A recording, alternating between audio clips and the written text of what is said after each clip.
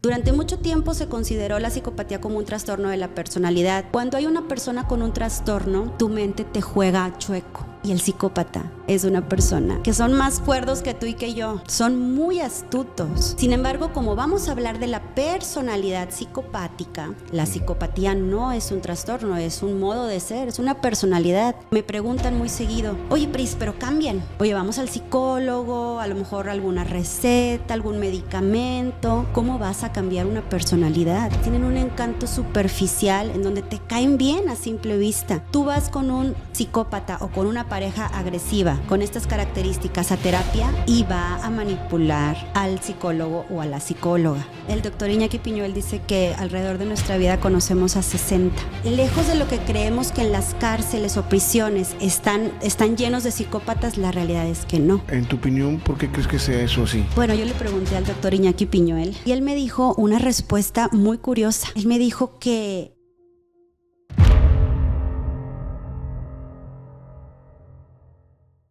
Bienvenidos a un episodio más de Mentes Excepcionales. Yo soy Ángel Mendoza. Nuestra invitada el día de hoy es arquitecta titulada de la Autónoma de Nuevo León, empresaria en el ramo de vestidos de noche, conferencista, especialista en psicopatía, psicóloga de formación, y en el 2020 recibiste un galardón de Forjadores de México por su trayectoria social en pro de la mujer.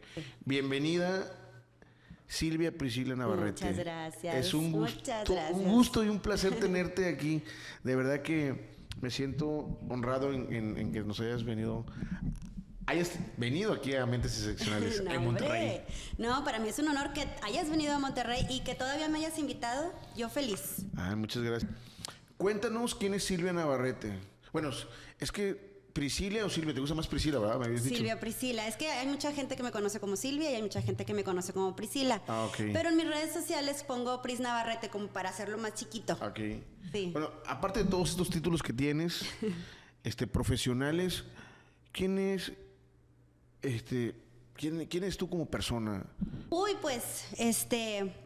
pues soy una persona chaparrita de 1.52 de altura, siempre traigo tacones, soy un minion, soy mamá, soy empresaria, soy esposa y soy muy feliz actualmente. Tengo una vida muy bonita, la verdad. Soy una persona que soy como muy curiosa, siempre estoy leyendo, siempre quiero saber un poquito más. Soy una persona muy sensible. Le dedico mucho tiempo del día a las emociones y a los sentimientos. Soy Piscis, entonces tiendo a soñar mucho, despierta, a imaginar. Entonces también soy muy voluble, de repente estoy muy feliz, como por ejemplo ahorita, y de repente me da el bajón. Mi mamá murió hace 2 años, entonces todavía tengo bajones. Todavía de repente siento de que, por ejemplo, ¿para qué hago todo lo que hago? No sirvo para nada, pero luego me da el subidón. Entonces, pues bueno, es el proceso. Ahorita estoy actualmente, pues Priscila Navarrete está viviendo un proceso de duelo. ¿Cómo combinas el ser empresaria, madre, esposa? O sea, son muchas cosas, estudiante. Sí, y dormir, porque amo dormir. Pero ¿cómo le haces? ¿Cómo te da tiempo? Híjole, es todo un tema. Yo creo que hay veces que el estrés llega al por mayor. Hay veces que sí me tengo que tomar medicamento o vitaminas para la energía. Okay. Hay veces que digo, el día de hoy me voy a dedicar a publicar en redes sociales, a grabar para tener aquí como un background y poder publicar posteriormente. Hay días que me dedico a platicar y atender víctimas de psicópatas integrados. Y en las mañanas, cuando tengo oportunidad, voy y vengo a las vueltas de mi negocio. Y pues bueno, ahorita por ejemplo estoy con mi negocio, pero tengo el teléfono aquí y en cualquier momento me escribe alguna de mis empleadas para cualquier cosa que se ofrezca, ¿no? Entonces, el celular y yo somos uno mismo, wow. O sea que usas la tecnología para estar como que en todos lados. Sí. Bueno, en tu negocio más. Sí, pero bueno, obviamente mi actividad principal es ser mamá. O sea, primero tengo que cubrir las necesidades de mis hijos y luego ya vemos todo lo demás. Oye, ¿cuántos hijos tienes? Tengo 3 y mi esposo tiene 3. Entonces tenemos 6 hijos. ¿Es en serio? O sea, 6 personas. 7. Sí. 7 claro. Ya en la familia. Sí. Somos 8 en total. 8, bueno, 8, exacto, 8, Ajá, perdón. sí. Oye, pues, no pareciera que tuvieras 3 hijos. No, sí, tengo uno de 15 años, ¿Ok? y mis cuates de 7 años. Ah, bueno, o sea, de un solo trancazo. Sí. Ok, oye, a ver, ¿por qué eres arquitecta, cierto? Sí. ¿Estás ejerciendo actualmente o No, no? arquitectura la ejercí un tiempito. En un principio, cuando me gradué y todo eso, pasante. Ajá. Ok. ¿Cómo decidiste de ser arquitecta pasar a ser especialista en psicopatía? Ay, es que fue todo un proceso, porque mira, bueno, yo estudié arquitectura, pero me caso muy joven. Entonces realmente no pude ejercer mucho la arquitectura. Me caso y yo siempre quise ser mamá joven. De hecho, cuando fui a terapia, la psicóloga me dijo, ¿querías ser mamá joven? Ahí está, ya lo obtuviste, ¿no? Entonces, de este matrimonio nos divorciamos, llegamos a un acuerdo en común y nos divorciamos. Okay. Pero, realidad, ya no podía ser la mantenida. Entonces tenía que hacer algo. Y entonces, mis amigas siempre me decían que tenía yo una facultad para encontrar, por ejemplo, oye, Pris, quiero encontrar estos audífonos, ¿dónde los puedo conseguir? Es que no los encuentro en ninguna parte. A ver, déjame. Agarraba mi celular y yo no sé, dicen que es un don, yo no sé si realmente sea un don o es algo que a mí me parece algo muy práctico de encontrar cosas en internet. Y mira, aquí lo puedes comprar. Es que no manches, tú deberías de dedicarte a algo así, porque encuentras todo. O sea, si yo te digo, búscame estos zapatos de esta modelo, ¿dónde los consigo? Yo me metía a 5 minutos y los conseguía, la marca y todo. Entonces, siempre me gustó la moda. Entonces, abro posteriormente una tienda de vestidos, que es actualmente, pues, mi fuente de ingresos, de vestidos de alquiler, de renta. Entonces, ahorita este año cumplo 10 años con mi negocio. Ok. Y wow, o sea, porque hay una diferencia muy grande de cuando eres la esposa que está en casa a cuando ya eres tú la que administras el dinero, la que solventas gastos, la que sabes de lo que se necesita, que pagar servicios, pagar renta, tener más responsabilidades. Entonces, amo enormemente mi trabajo, pero ¿qué pasa? Que se nos vino la pandemia. A todo mundo hay un antes y un después. Hay un antes y un después. Y yo soy la prueba, yo soy una de las pruebas. Y pues obviamente los eventos fue lo primero que se nos cancelaron, ¿no? O sea, yo me acuerdo estaba viendo la televisión agarrada de la mano con mi esposo, y que dicen cerramos negocios y haz de cuenta que, no sabes, me dio para abajo. Por eso te digo, como tengo subidas, tengo mis bajadas y la pandemia fue bien difícil, pero dentro de las características que tiene Priscila Navarrete es que es una persona que no puede estar sin hacer nada. O sea, no me Eres un hallo. TAS. Sí, soy un TAS. De hecho, un coach de vida que tuve me decía, tú eres como el demonio de Tasmania. Entonces vamos a dedicarnos a hacer que el demonio de Tasmania gire en ese mismo lugar porque no podemos cambiarte tu personalidad, nada más que no haga un torbellino que esté girando. Okay. Entonces, pues bueno, en la pandemia, pues ¿qué podías hacer? Redes sociales, estar... Es que no lo tomamos en serio, creo, al principio, sí. ¿Verdad? Como que nos agarró así de... Yo pensé que eran 3 meses. Yo pensé que era ni un mes, que yo dije, ya rápido pasa. Yo dije, no, hombre, 3 meses se me van a acumular las rentas de mis vestidos y luego voy a tener unos meses brutos, ¿no? Bueno, eso nunca pasó. O sea, no pasó. En ese año no pasó. Okay. Estabas en ese inter de la pandemia, sí. Pero ¿cómo llegaste al tema de la psicopatía? Entonces te digo que otra cosa había que hacer más que agarrar el celular y ver a ver qué publicaban, posteaban. Entonces en ese entonces acababa de fallecer el caso de un feminicidio muy famoso, no sé si te acuerdas del de Abril, que fue asesinada por su ex esposo que fue CEO de Amazon México. Abril Pérez Sagón, me parece. Okay. Que a ella lamentablemente tuvo este incidente en Ciudad de México. Y fue un caso que se hizo muy viral y muy mediático en México. Eso pasó en noviembre.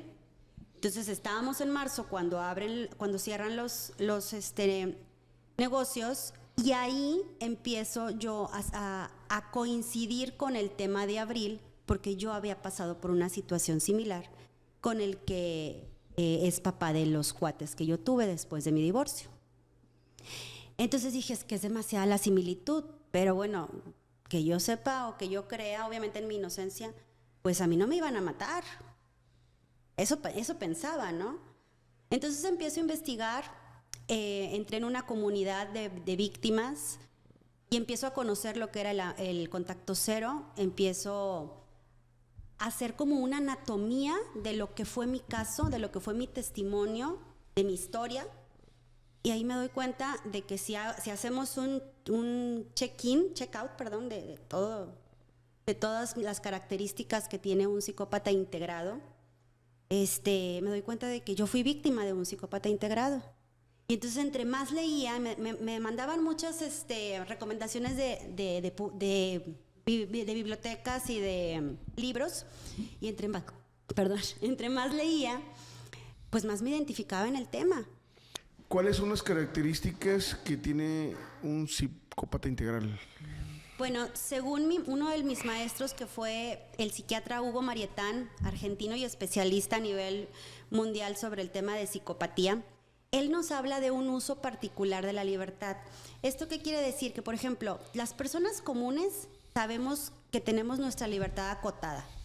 Tú sabes que si vas manejando y hay un alto o un rojo, sabes que te tienes que parar porque así son las reglas, ¿no? O sea, tu libertad no llega a ser tan intrépida o tan temeraria, ¿no? Ellos es al contrario. El psicópata, que puede ser hombre o que puede ser mujer, tienen la libertad ampliada, creen que todo lo pueden hacer posible. Y por ende, tienen lo que el doctor Hugo Marietán dice, la intolerancia a los impedimentos, es decir, que no aceptan un no tienen límites. Y cuando tú le pones un límite a este tipo de personalidades, suelen llegar a la frustración y pueden actuar erráticamente. Se puede desatar un evento violento. Suelen ser egocéntricos, no suelen ser egocéntricos, más bien son egocéntricos.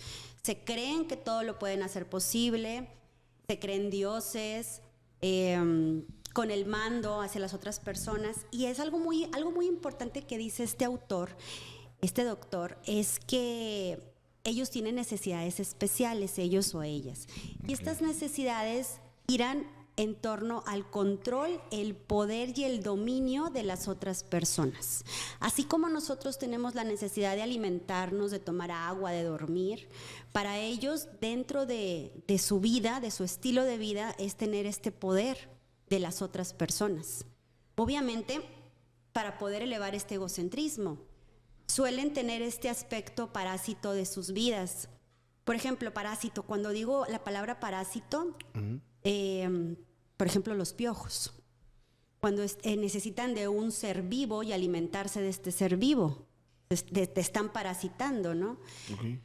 En el caso de los psicópatas, el parasitismo lo vemos cuando se enriquecen del esfuerzo y la vida de las otras personas. Pero no es que quieran el dinero es una herramienta para lograr el poder. O sea, parasitan a la otra persona. Otra característica es la falta de empatía. La empatía es cuando te pones en el lugar de la otra persona. Cuando sabes que la otra persona está sufriendo, cuando su dolor es tu dolor, obviamente estamos hablando de un vínculo sentimental, ¿verdad?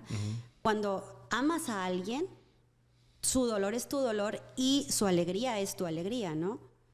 Entonces, cuando estás vinculada sentimentalmente con un psicópata integrado, no se va a poner en tu lugar, va a gozar del daño que te hace. Del sufrimiento. Y del sufrimiento, sí. El doctor Iñaki Piñuel le llama Schadenfreude, que es una palabra alemán, que esta palabra no la tenemos en México ni en Estados Unidos, pero lo que significa es esto, es el gozo del sufrimiento ajeno. Entonces, podíamos meterle hasta sadismo, ¿no? Por ahí. No necesariamente, pero algunos autores le llaman así a una de las características, ¿no?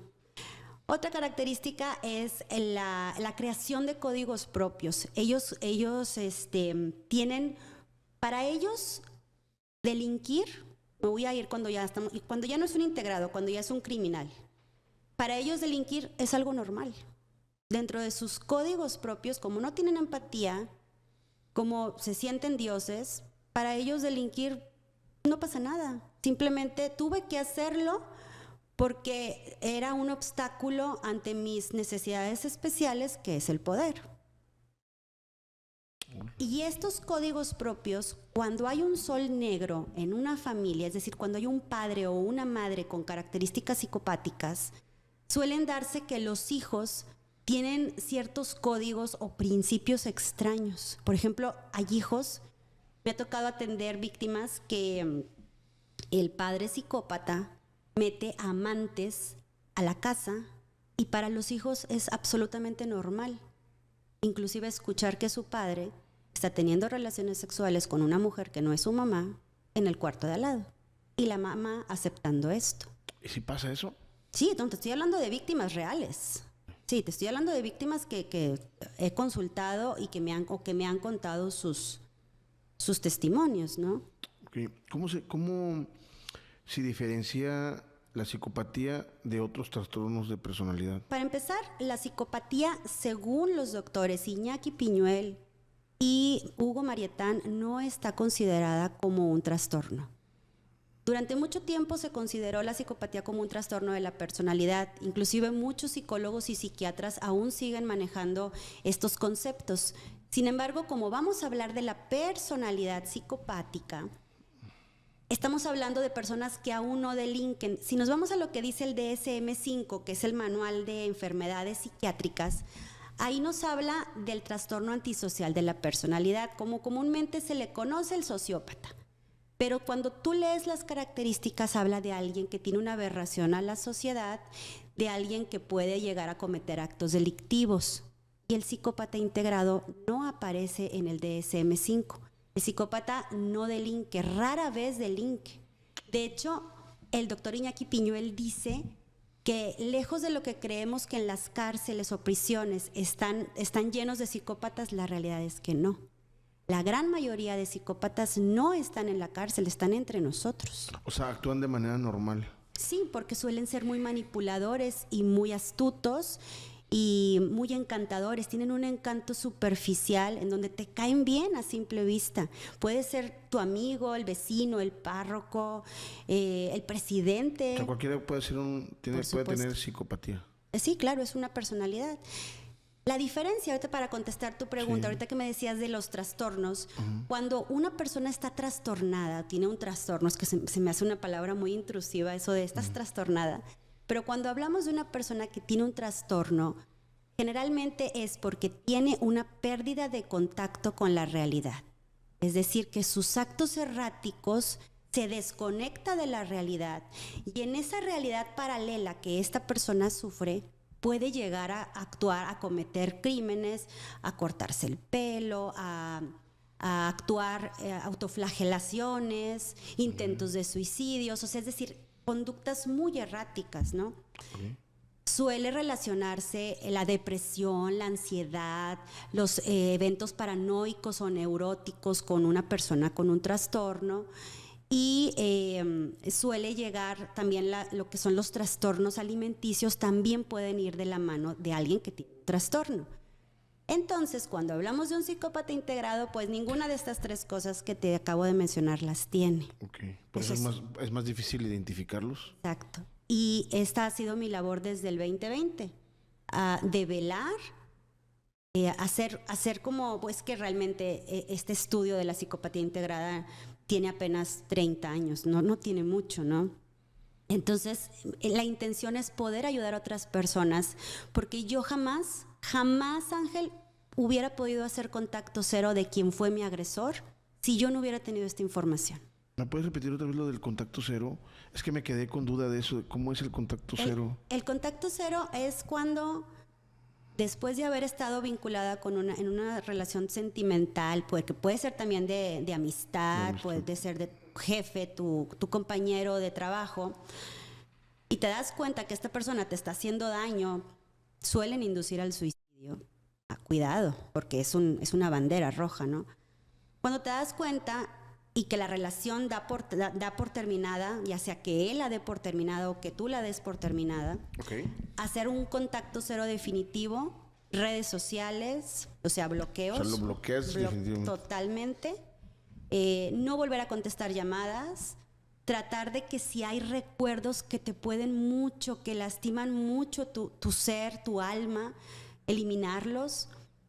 El contacto cero es una decisión de autocuidado y de amor propio. Aunque tengas una relación como fuerte como los hijos, de decir, no más. Es que ahí ya tienes que tener otro tipo o terceras personas que te ayuden a lograr que la vinculación sea lo más retirada posible, ¿no? Con ayuda de abogados, con ayuda de, por ejemplo, cuando hay convivencias del Centro de Convivencia Estatal, que se regulen las convivencias, porque es importante decir que, ok, yo estuve vinculada con un psicópata integrado y el daño me lo hacía a mí, pero lo que dicen las víctimas es, pero mis hijos no.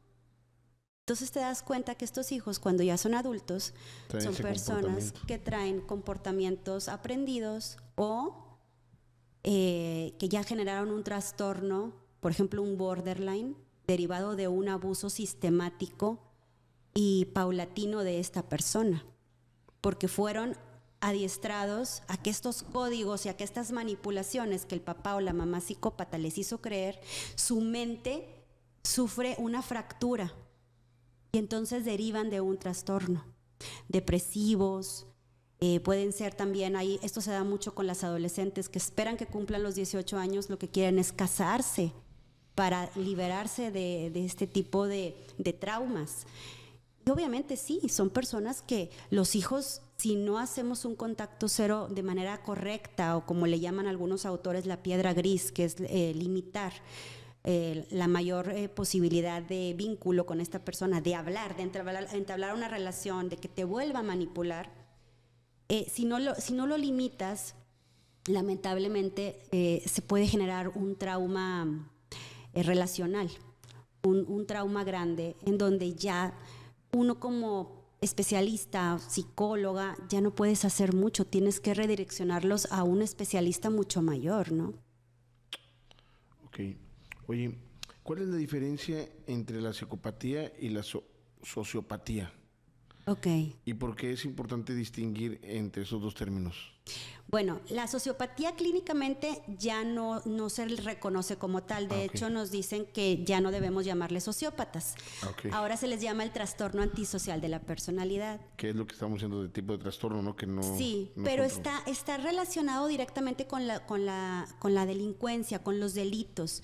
Personas que tienen esta aberración a la sociedad y que por ende tienen esta necesidad de delinquir. Vamos a incluir robos, violaciones, asesinatos. Mira, te voy a dar un ejemplo más gráfico.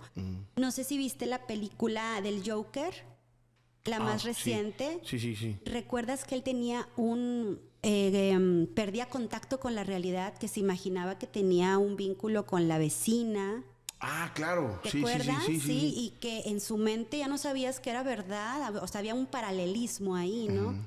Y que entonces cuando entra a cámara y asesina al conductor y luego se va a la calle y empieza a matar a lo loco, a disparar, creo que no recuerdo muy bien qué era lo que hacía. Bueno, ahí estamos hablando de un sociópata, pero es que desde que tú empiezas a ver la película dices, esta persona no está bien de su cerebro, ¿verdad? Tiene algo en su mente que lo está. Cuando hay una persona con un trastorno, el trastorno, tu peor enemigo es tu propia mente. Tu mente te juega chueco.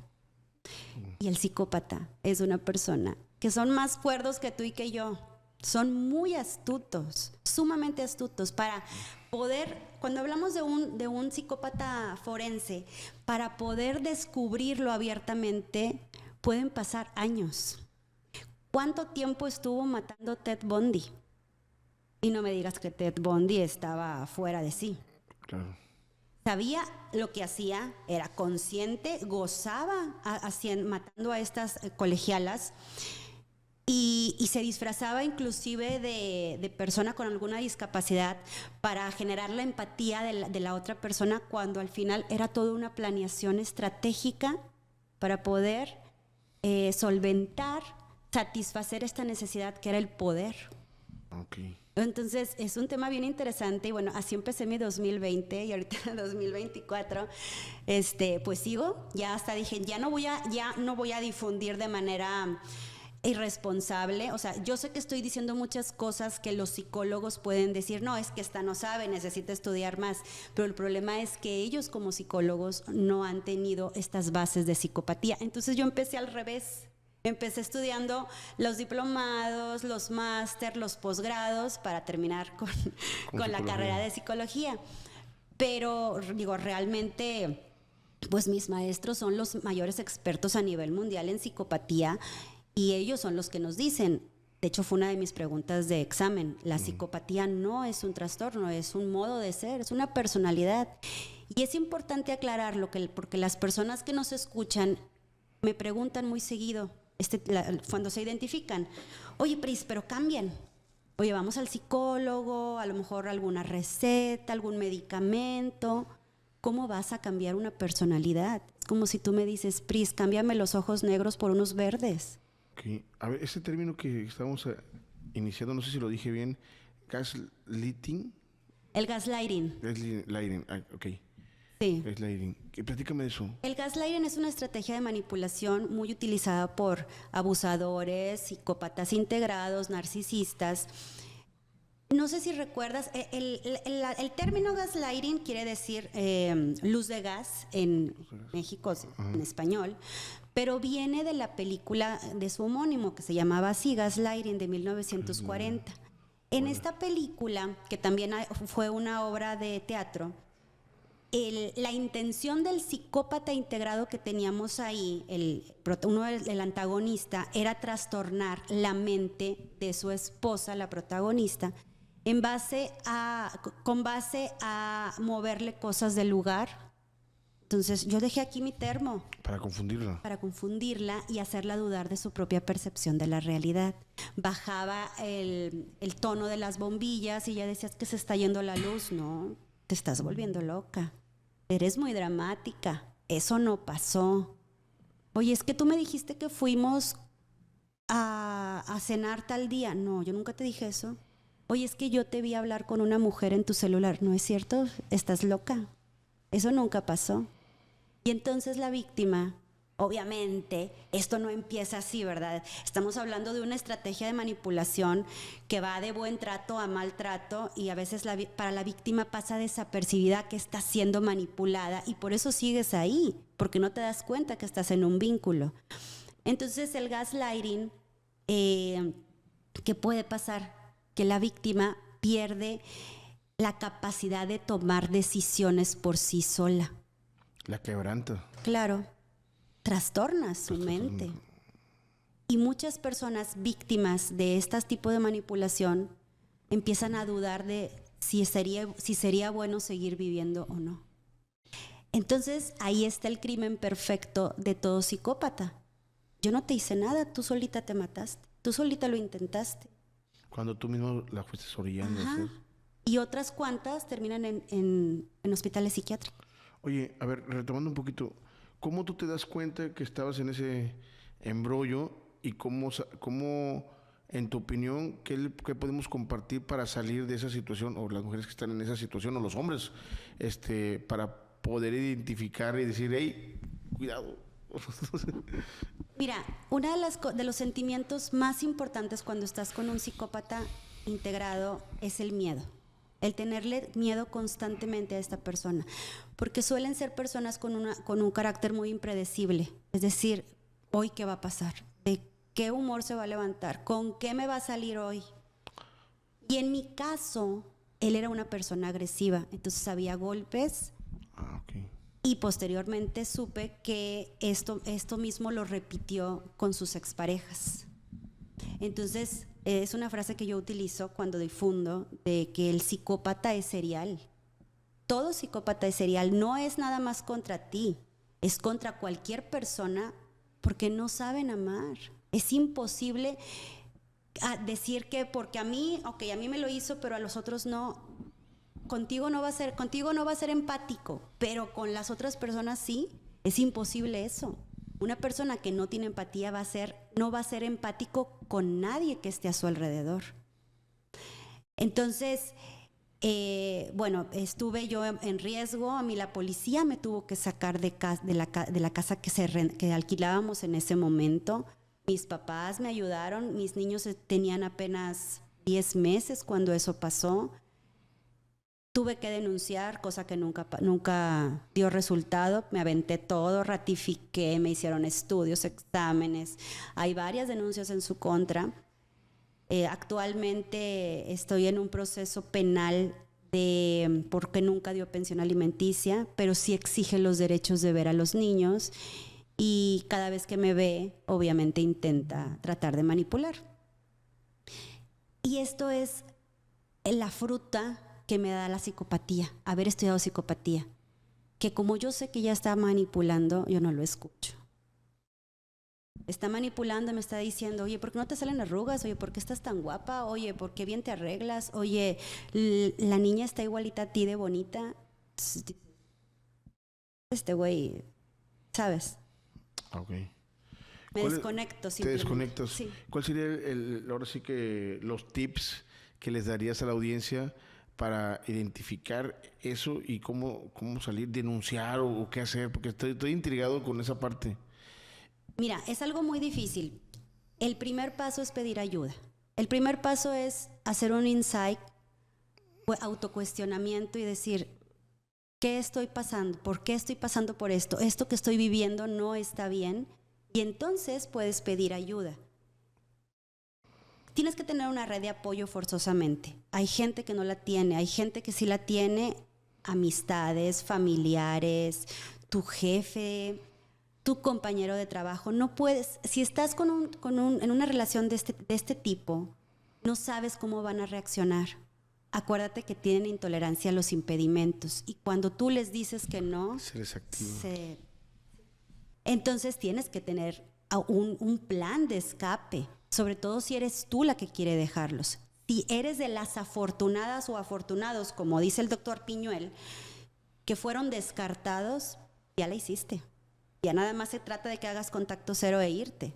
Pero cuando tú eres quien los dejas, como es mi caso, hay estudios que la gran mayoría de los feminicidios de parejas y exparejas fueron en este momento. Cuando ellas les dicen, ya no quiero nada contigo, o ya estoy saliendo con alguien más, ya de exparejas, ¿no? Entonces es muy complicado el decirle a una víctima, salte de ahí. Cuidado, porque el decirle a una víctima, salte de ahí, la puedes estar propiciando, llevando a su propio feminicidio. O sea, qué fuerte lo que estoy diciendo, pero es que sí ha pasado. Se oye muy fuerte. Sí. O sea, a ver, yo me quedé un poco queriendo recordar que dijiste una película para poder visualizar este tema del ¿cómo dijiste? Del gaslighting. Gaslighting. Dijiste una película, ¿no? Sí, se llama gaslighting. Ah, se llama tal cual. Sí, tal cual.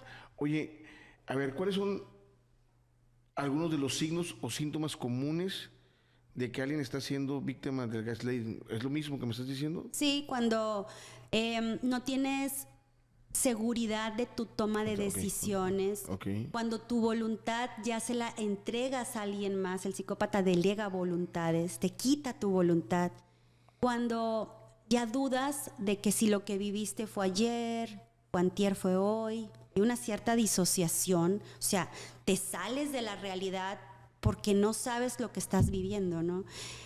Y algo que es como más claro de explicar, ya no tan técnico, es cuando te dicen, estás loca, eso no pasó, eres una dramática, pero tú sabes que sí pasó. Y entonces empiezas a dudar. Cuando te dicen, necesitas ayuda psicológica. Necesitas terapia. Necesitas terapia. Claro. ¿Sabes qué? Tus amigos dicen que estás loca. ¿Sabes qué? Es que nadie te quiere, ni tus papás te quieren.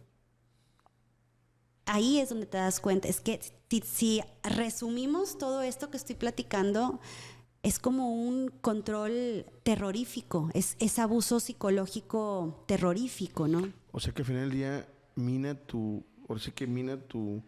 salud mental al corto y al mediano plazo. Ajá. En la medida que va pasando, yo creo que estas prácticas que hace esta persona es como que te va minando. Bueno, eso me imagino, ¿no? Sí, claro, y es gota a gota. Mira, si yo ahorita agarro una rana y en un sartén le subo a todo lo que da con agua y aviento la rana, ¿tú qué crees que va a pasar? La rana va a brincar. Claro. Se va a asustar, ¿verdad? Pero si yo pongo la rana en agua a temperatura ambiente y voy subiendo de poquito en poquito en poquito hasta que la flama ya esté a su máximo, ¿qué va a pasar? Sí, se acostumbra. Eso es un buen ejemplo. Se aclimata. ¿Cuáles son algunas estrategias o técnicas que las personas pueden utilizar para reconocer o combatir este gaslighting en sus relaciones? La primera estrategia es reconocerte como víctima de gaslighting o como víctima de un psicópata integrado. La segunda estrategia es tratar de leer, investigar, tener la información de la mano. Es que la información es poder, porque pasa lo mismo. O sea, ¿tú cómo crees que yo siento cuando estoy en un proceso penal actualmente en donde estoy a meses o días de meter a esta persona a la cárcel por su incumplimiento a la pensión alimenticia y llego al centro de convivencia y él hace como si no pasara nada? Como si nos lleváramos bruto. O sea, es el mejor amigo de todos, el mejor papá del mundo. Eso es gaslighting. Entonces, si yo fuera víctima de un gaslighting, me la creo. Le compro que es bien buen padre. Digo, ay, no, mejor no lo denuncio. Mejor no meto demanda, porque es bueno. Y los pobres niños ahí sufriendo las consecuencias, ¿no? Entonces hay que reconocernos y hay que saber poner un límite. ¿Sabes? Es que es todo un tema psicológico esto. Yo creo que por eso quiero ser psicóloga. Porque el saber poner límites, híjole, de veras que es todo un arte. Qué difícil es poner límites. Sobre todo para cuando eres una persona muy empática o cuando fuiste víctima de un psicópata. Le tienes tanto miedo a decirle que no a esta persona por temor a las consecuencias que ya lo haces parte de tu día a día. Es difícil poner un no. El decir, no merezco esto. Entonces yo ahorita te puedo decir, tienes que poner un límite, pero no es tan fácil. Sí, no es lo mismo la teoría que la práctica. Claro, pero como todo tipo de rutina o de hábito nuevo, el primer paso es decir por primera vez no.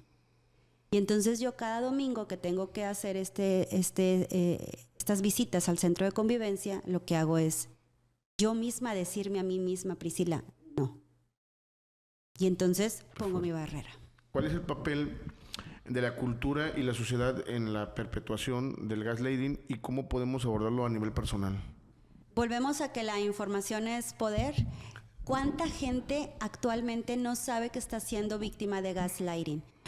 Yo recuerdo mucho que cuando empecé a hablar del tema de gaslighting, y inclusive hay quienes están organizándose para hacer una ley anti-gaslighting, hubo quien opinaba, ¿qué estupidez es esa? ¿Cómo vas a hacer una ley para que no te digan que estás loca o que eres muy dramática? Fíjate la poca profundidad que le dan a una estrategia de manipulación que te aseguro que si nos vamos al área de la política, de los presidentes, o te dicen, no, eso no pasó, o no era para tanto esas muertes, fueron hechos colaterales. Fíjate la ignorancia hasta qué grado puede llegar cuando no reconoces que existe la nube de gas, la luz de gas o el gaslighting. Y no es que seamos mujeres neuróticas pidiendo que no nos digan que estamos locas, porque no funciona así. Es algo más profundo, es una estrategia de manipulación. Y entonces nosotros como sociedad y a nivel personal lo que debemos hacer es identificarlo, ayudarle a las otras personas a que lo puedan identificar para posteriormente que haya menos víctimas de este tipo de manipulación. Claro. Y oye, ¿y cuáles serían los recursos que están disponibles para las personas que creen que están experimentando no sé cómo llamarlo, ese comportamiento así, ese comportamiento del gaslighting? Pues bueno, los recursos ahorita que están más a la mano evidentemente son las redes sociales, bibliografía y encontrar psicólogos, terapeutas que sepan acerca del tema. Te voy a decir por qué. Porque como este tema aún está casi en pañales, tú vas con un psicópata o con una pareja agresiva con estas características a terapia y va a manipular al psicólogo o a la psicóloga. Y entonces, otra vez el gaslighting, la víctima va a creer que ella es la culpable. Cuando hablamos de abuso psicopático, este es un paralelismo que siempre me ha gustado platicarlo. Fíjate, yo voy a hacer ahorita un caldo del abuso psicopático. Y en este caldo están todas las manipulaciones, el gaslighting, la proyección, el ghosting, el egocentrismo de esta persona, la falta de empatía, el parasitismo, y ya tengo el caldo. Pero el caldo no va a saber igual si no le pones la sal. Y la sal es la culpa. No puede, o sea, la víctima siempre se va a sentir culpable. Y si tú como terapeuta no le quitas la culpa a una víctima, el caldo va a seguir estando ahí. El abuso va a seguir estando ahí. Y ella consumiendo este abuso. Okay. Entonces, este es un llamado a la sociedad para que sepan que estas personalidades existan y que tú como terapeuta o psicóloga puedes hacer la diferencia para ayudar a la verdadera víctima. ¿Por qué? Porque ¿qué pasa? Ay, es bien buena gente, la que está loca es ella es la deprimida, ella es la que está ansiosa, no se da cuenta que tiene una gran pareja a su lado y resulta, ¿sabes? Entonces ahí sigue la manipulación y esta misma víctima, al ir con un psicólogo, con una psicóloga, vuelve la misma psicóloga o psicólogo es el causante de que este gaslighting se refuerce.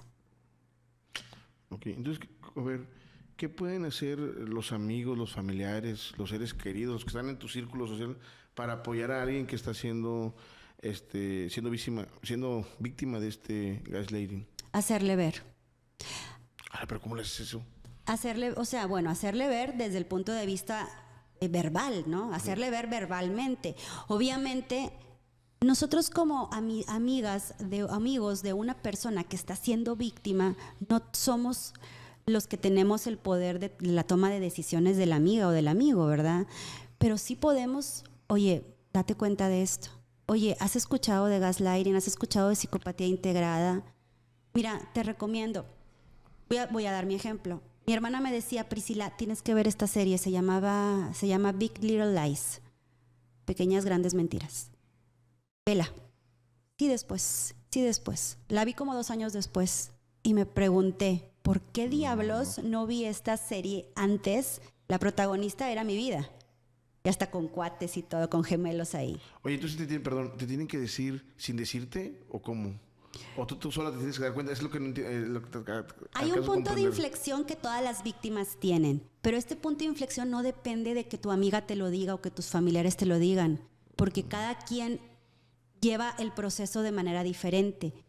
Sin embargo, si tú como amiga o familiar de una persona que está pasando por un proceso de victimismo mediante un psicópata integrado, lo único que puedes hacer es, oye, lee esto, te recomiendo que sepas un poco más del gaslighting, mira, te voy a pasar una bibliografía. No puedes hacer mucho, realmente hasta que la víctima no toque fondo o no llegue a este punto de inflexión, va a haber un cambio en su vida.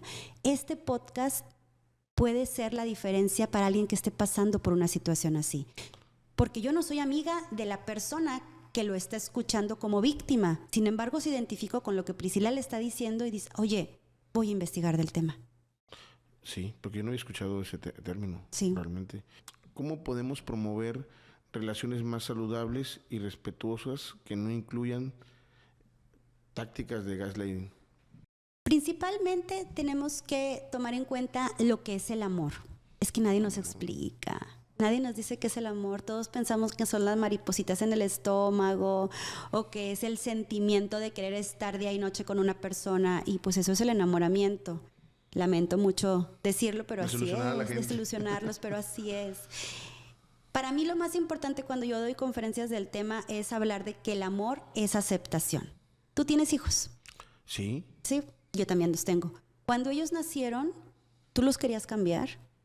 No, yo me enamoré. Tú decías, ay, que tengan los ojos azules o que sean güeritos o que lloren menos. La verdad es que ya eran bonitos desde chica.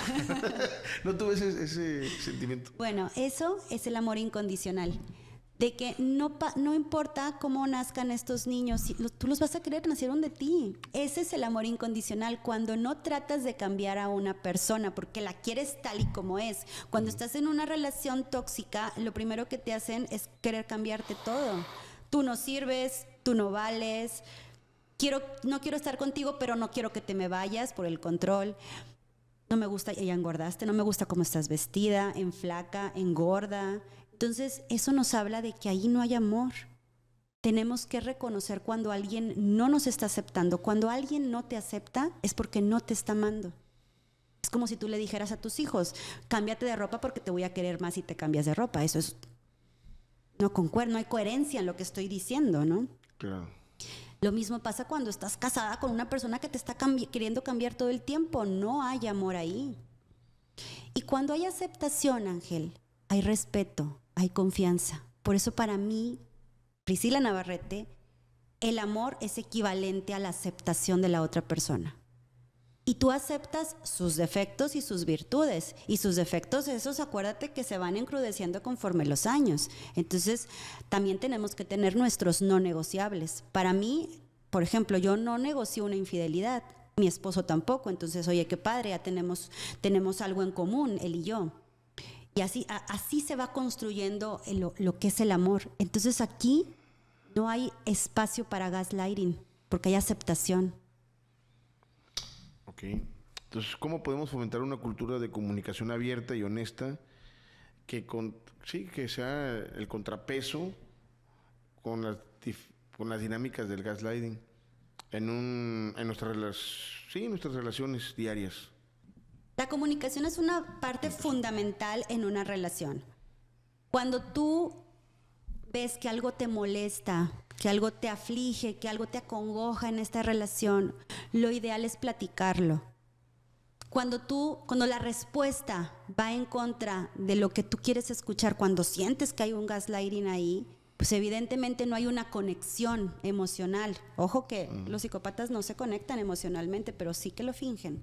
Mira, te voy a dar un ejemplo. Sí. Me quedé así como que, a ver. Te voy a dar un ejemplo. Me ha tocado que a veces en la madrugada me levanto porque estaba soñando algo y yo hablo dormida. Y entonces hace poquito me dice mi esposo, oye, ¿estás hablando?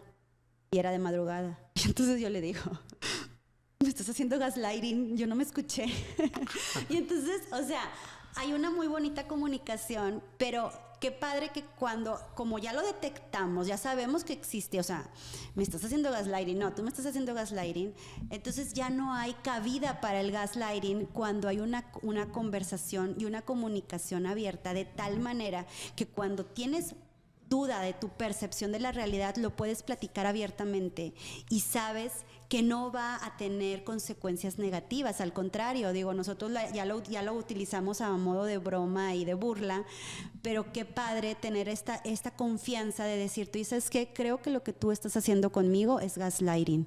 Hoy sabes que discúlpame, no lo vuelvo a hacer, no pensé que pudiera ser una manipulación. Lo hice inconscientemente.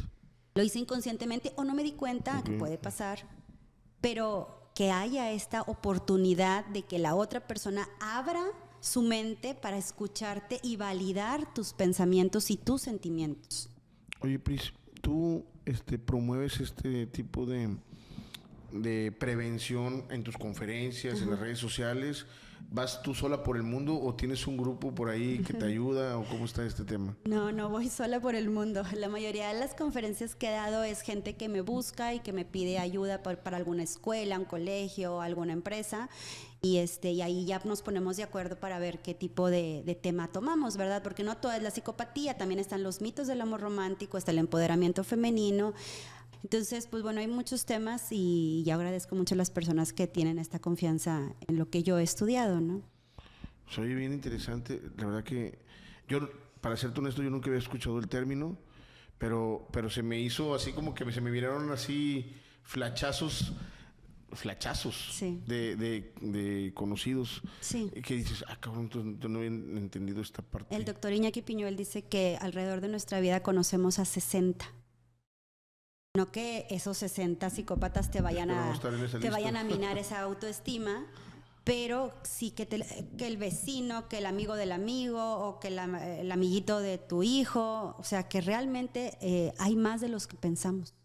¿Estrategias de manipulación existen? Bueno, dentro de las características del psicópata está la proyección. Cuando te acusa de ser algo que él es. Por ejemplo, eres muy inmadura, eres floja, eres mala madre, eres mala persona, eres egoísta. Y realmente todo eso lo es el psicópata. Entonces, ¿qué pasa? Que otra vez puede ser una especie de gaslighting porque le compras al psicópata la idea de que tú eres la mala de la relación y que lo que te está pasando o que el maltrato que te está dando te lo mereces. Porque le estás comprando ese espejo que te está regalando el psicópata de ti mismo, cuando el espejo es él. Esta es una, que es la proyección. Otra característica es el refuerzo intermitente, que es la alternancia entre te trato bien y te trato mal. Como cuando vas a amaestrar o adiestrar a alguien, o a algún animal o a alguna persona, lo tratas bien, lo tratas mal, refuerzo, castigo, recompensa. Y entonces esto lo que genera en el cerebro es una adicción. Por eso muchas víctimas salen de ahí con la adicción de querer regresar con esta persona. En promedio, la víctima suele regresar de 7 a 9 veces, porque hay intentos, recuerda que es el poder y el control. Cuando el psicópata pierde el control o el poder de la víctima, lo que quiere es volver a aspirarla. Se le llama hoovering a esta estrategia de manipulación. Okay. Y donde te prometo que ya cambié, te prometo que todo es diferente. Que no lo vuelvo a hacer. Y el problema es que sí lo va a volver a hacer y no lo va a volver a hacer con la misma intensidad, sino con mayor intensidad. Es muy absurdo que las personas pensemos que una persona agresiva o violenta psicológicamente o físicamente ya no lo va a hacer. La violencia nunca va para abajo, la violencia siempre va para arriba, independientemente sea física o sea psicológica. Otra estrategia de manipulación, que esto se da mucho abiertamente cuando termina esta relación, es la campaña de difamación. Que cuando tú decides irte, ella estaba loca, por eso se fue, me dejó por otro, me engañó, se fue con otra.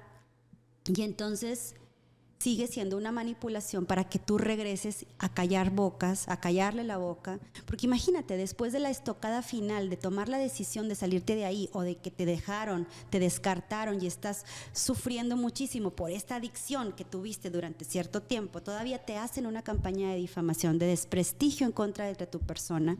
Imagínate cómo termina la víctima psicológicamente.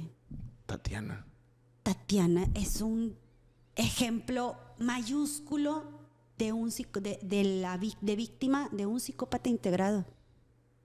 Claro. Totalmente. Y Tatiana lo sabe y lo tiene muy identificado. Ella le pone nombre a lo que vivió, y es que es tan importante ponerle nombre a lo que nos pasó, porque oye, yo fui víctima de esto y no me va a volver a pasar.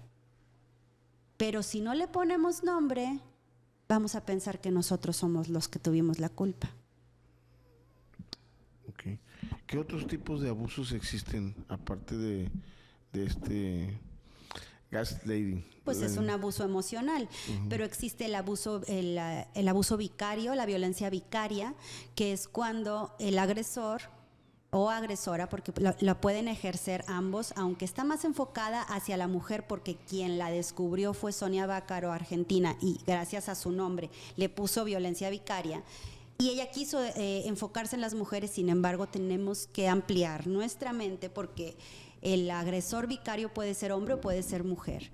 Cuando utilizamos como herramienta, como juego de moneda a nuestros hijos, lastimar a nuestros hijos para que la contraparte sea quien sufra. Los secuestros, el no dar pensión alimenticia, el no dar ciertos medicamentos, consultas, el asesinato a menores para que la otra persona sea quien la sufra, eso es violencia vicaria. Y puede ser tanto el hombre como la mujer quien lo comete. La violencia económica, que bueno, no es nada más que no den pensión alimenticia. Yo me enfoco mucho porque pues es lo que yo actualmente estoy viviendo, pero también es cuando te exigen que pagues o que des más de lo que puedas dar, cuando se ponen de acuerdo a suplir ciertas necesidades básicas de la casa o de cuestiones económicas y te quedas tú con la carga, es decir, que no se compromete, cuando te controla tus entradas, tus salidas, eso es violencia económica, ¿no? Y pues bueno, el acto mayor pues es la violencia física, ¿no? Que lamentablemente Monterrey tiene uno de los primeros lugares a nivel México de mayores feminicidios y mayor llamadas de violencia física. ¿Por qué? A ver, en tu opinión, ¿por qué crees que sea eso así? Bueno, yo le pregunté al doctor Iñaki Piñuel y él me dijo una respuesta muy curiosa. Él me dijo que Monterrey es un estado industrial, por ende hay mucho dinero, hay mucho poder, tanto en hombres como mujeres. Entonces suelen ser mujeres con muchas altas aspiraciones, con mucho ¿cómo va la palabra? ¿Aspiracional? Aspiracionismo. Okay. Anda mucho de moda esa palabra. Y eso hace que la otra persona psicópata pierda el control de la otra persona, que no puedan ser tan sumisas. Entonces eso es el reto mayor para un psicópata, cuando la otra persona o es muy brillante o es muy capaz o es, estoy hablando de Monterrey, ¿verdad? Pero esto es en general, ¿no? Claro. La otra persona brilla mucho, la otra persona es muy empática, la otra persona es muy querida por la gente en general. Entonces esto hace que pierda el control sobre su víctima y entonces viene lo que se conoce como feminicidio. Vale, qué interesante se escucha todo eso. La verdad que me quedé así como que pasmado. Ajá. Tratando, como que me estaban llegando flachazos así en mi cabeza, pero... Es que todos conocemos a uno. Sí. O sea, siempre que platico del tema, cuando vamos a reuniones o así, oye, yo conozco a alguien así, oye, yo conozco a alguien así, siempre. Pues sí. Oye, ¿cuál sería tu mensaje final para aquellas personas que están luchando en contra de cualquier tipo de violencia o abuso y que buscan sanar y recuperarse de esta experiencia, de este tipo de experiencias? Lo más importante es que sepan que no están solas, que hay muchas personas que creen que están solas, que están pasando por una situación así y que también habemos la otra parte que queremos ayudarlas, que queremos ayudarlas a darles ese empujoncito para que puedan salir de este tipo de relación. Es muy lamentable lo que están viviendo, no es tu culpa. Yo creo que es la frase más poderosa que nosotros como terapeutas o como acompañadoras de dolor podemos darle a la contraparte, a la otra persona, porque si no le quitas la culpa, en su sentir de culpabilidad va a seguir ahí atrapada. Entonces, no es tu culpa, puedes salir, hay vida después del maltrato, hay vida después del abuso y yo te aseguro que después de haber platicado con muchísimas víctimas en estos 4 años, ninguna me ha dicho que estaba más feliz allá adentro. Todas me dicen que son más felices estando lejos de esta persona. Entonces, tu felicidad está a la vuelta de la esquina. Ok. Yo quisiera hacerte, me entró curiosidad, ¿me la puedes contestar o no la pregunta? ¿Por qué entrar en un proceso penal si tú estás buscando cero acercamiento? Porque si yo entro en proceso penal, le quito la patria potestad. Y aparte, como ya es demasiada la cantidad que no la va a pagar, puedo también meterlo a la cárcel, quitarle todos los derechos y entonces si paga, si no paga, me da igual. Lo que me interesa es poder romper este vínculo. No, la verdad que me gustaría hacer una segunda parte de eso porque sí. Yo me clavé en el gaslighting. Ya para despedirnos, compártenos tus redes sociales. Bueno, ustedes no saben, pero es una fregona speaker. Ay, muchas gracias. La verdad que la van a poder ver próximamente en Guadalajara. Eso es más que un hecho. Y comparte tus redes sociales. Bueno, me pueden encontrar en Instagram, que es donde tengo más comunidad con las víctimas, como Silvia Priscila, en TikTok como Silvia Priscila Nava, y pues tanto en YouTube como en Facebook, Silvia Priscila Navarrete o Pris Navarrete, información sobre psicopatía. Órale, pues bueno, un episodio más de Mentes Excepcionales aquí en la ciudad de Monterrey. Ya se nos hizo de noche. Si quieres seguir viendo más contenido de valor y conociendo más personas extraordinarias y excepcionales como Pris Navarrete. Ay, muchas gracias. Recuerden seguirme en todas las redes sociales, en sus redes sociales. Y bueno, muy pronto en todo el mundo vamos a ver. Muchas gracias. Muchas gracias por tu tiempo, Pris. Gracias, espero que te haya gustado. No, hombre, me encantó.